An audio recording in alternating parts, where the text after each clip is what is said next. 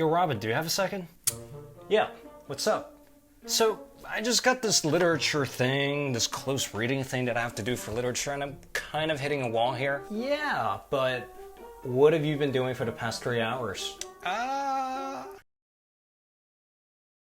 Alright. Close reading.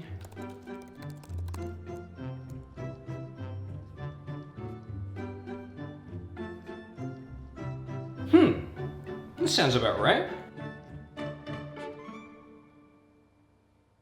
Why don't you start with telling me something about your father? You know, this is never gonna get any better if you don't speak to me, right?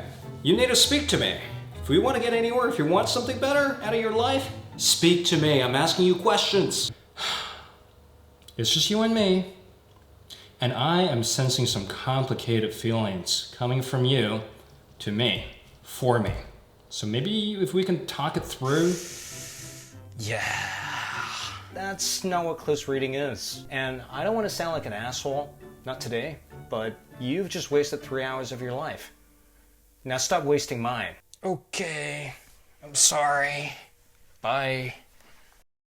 Close reading. So in this episode of dairy-free, bullshit-free reading advice, we're going to talk about close reading. And this right here might be one of the most important things you'll ever learn throughout your literary career or your literary criticism journey. And when I say important, it is definitely not an overstatement because, well, it underpins a lot of literary criticism. So really consider this video as kind of like a close reading for dummies or close reading 101 or literary criticism 101. And before we address what this elusive literary close reading is, we have to make a first distinction. So if you're currently undertaking a literature degree or if you're doing literature in high school, in literary criticism there are mainly two forms or two ways that you can interpret a text. Number one is interpretation through theory, which for the purpose of this video, I'm not really going to go into because it's just such a big can of worms. Some might call this approach a critical theory approach, and in a sense you are treating the text as a breeding ground for you to apply theories to it. So in a sense, all the arguments that you're going to make about the text are going to be based on specific theorists. So you have your Lacanian reading, you have your Freudian reading, you have your feminist reading, you have your deconstructive reading. Like I said,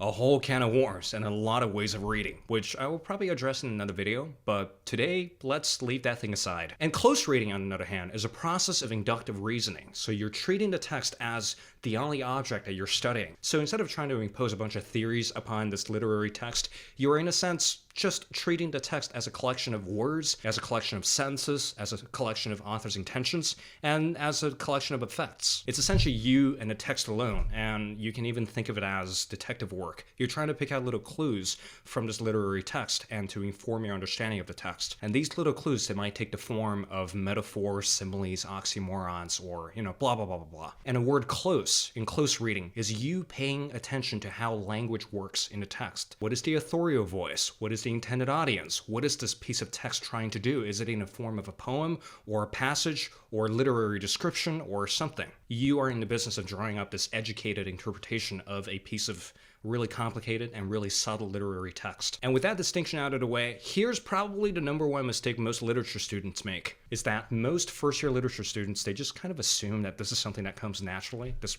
close reading thing. You should just be able to do this when you're, running around in your underpants. However, this is not really the case. You really need to start viewing this entire process of close reading as a kind of training, like lifting weights, like learning how to play golf, even though golf is a terrible example. And for those of you who find yourself in this situation, well, sir, it's an honor to finally meet you. I mean, I heard so much about you. Not a problem, my dear. So, the very important question here is, what do you do?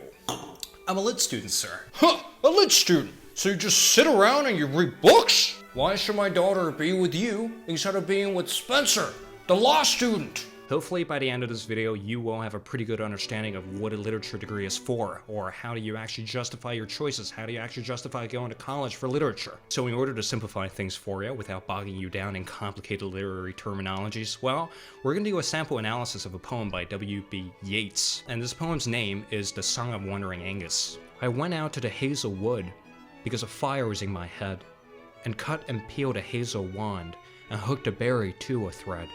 And when white moths were on the wing, and moth-like stars were flickering out, I dropped the berry in a stream, and caught a little silver trout. A beautiful little poem right there.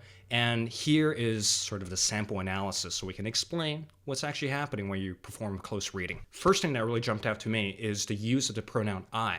And I is commonly used in the lyrical form, the poetic form called the lyrical form. So instead of writing a poem about someone else, Yeats in a sense wrote this poem in the voice of the first person narrator. And if you're first person narrator, that means, well, the reader has total access to your inner states. However, if you pay close attention to this poem isn't exactly about Yeats himself. It's actually about a mythological god by the name of Aengus in Irish myths. So we have kind of an interesting contradiction here. Yeats is writing about this mythological figure, yet he is using the first person narrator. And the effect that this is going to produce is that Yeats, in a sense, transposed a mythological figure into an earnest first person narrator. So the beauty of the poem is, in a sense, derived from him, or this mythological figure of Aengus, foregrounding his anxieties, his desires, his lusts, his dismays. And at the end of the day, we can view this poem as kind of like a confession of a mythological figure, because we have complete access over his brain. So that was a really quick sample analysis of the lyrical form. Don't worry if you don't understand what the lyrical form exactly is.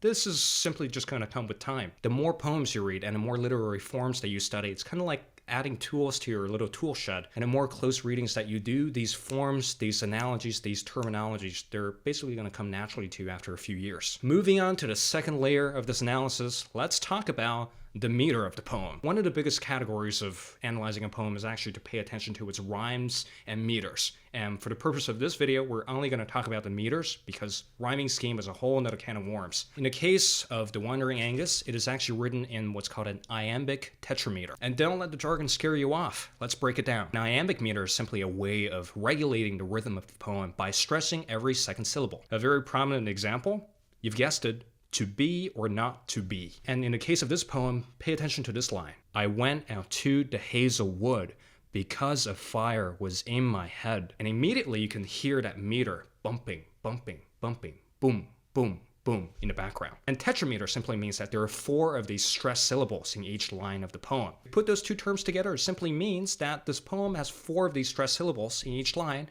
and they are written in the iambic meter. Different poems throughout history were written in many different meters, and most famously, one of the oldest poems in the history of Western literature, Homer's Odyssey, was written in what's called a dactylic hexameter. If you pay close attention, it sounds like, a band of soldiers marching. So, in a sense, the meter contributed to a sense of grandeur in epic poems. But in this case, if you really stretch your syllables right, it sounds like a kindergarten rhyme. And now the question that we have to ask is that, since Yeats is tackling such a grand mythological figure, why is he using such a simple meter? Think in terms of cause and effect. Meter creates a certain sense of rhythm, and what is this rhythm trying to do to the reader? What is it trying to make you feel? I wouldn't really bore you with the history of the Irish revivalist movement and all those cultural myths that are present in Yeats's poems, but in a sense, when you're interpreting a piece of poem's meter, you have to ask yourself, what is this rhythm trying to do? Because it's probably not there by accident. Why is Paradise Lost written in blank verse? And what is this voice, this meter, or this rhythm trying to tell the reader? Learn to listen to the music of poetry, and you can probably crank out 400 words just on analyzing the meter. And the third layer to our analysis is the analysis of imageries,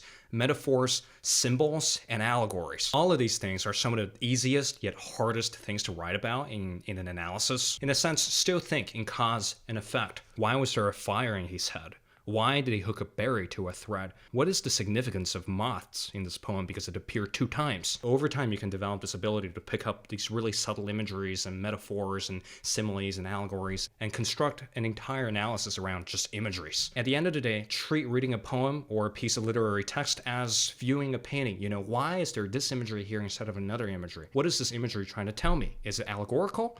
Is it metaphorical, or is the curtain simply blue? There's so much that you can go into here, and this is probably why a lot of academics like to split hair on this kind of stuff, and this is probably why most people find academic literary analysis quite boring. Some professors in my faculty, they can write an entire paper just on some metaphorical disagreement in one of these poems. But I'm going to trust that you're smart enough to draw your own conclusions, so I'll leave it right here. So, I hope you realize that that was just one stanza of the poem, yet there's so much packed in this little stanza. There's meter, there's metaphor, there's everything under the sun. And this is a skill that takes practice and training. And once you have the skill, it will never ever leave you. So next time when you find yourself in one of these situations, a lit student, so you just sit around and you read books? Why should my daughter be with you instead of being with Spencer, the law student? I study literature because I read better than the likes of you. And after a close reading of your mustache, I conclude that it looks like crap on your face. And this dinner is over. Yeah, maybe don't say that to your future father-in-law, but the point still remains. Nevertheless, that's all I have for today's video on close reading, and if you like this video, make sure to get me a coffee right here to support my caffeine addiction and support me through this arduous journey of scripting, acting, and everything in between. RC Waldun here, thanks for being here, and I will see you in the next one.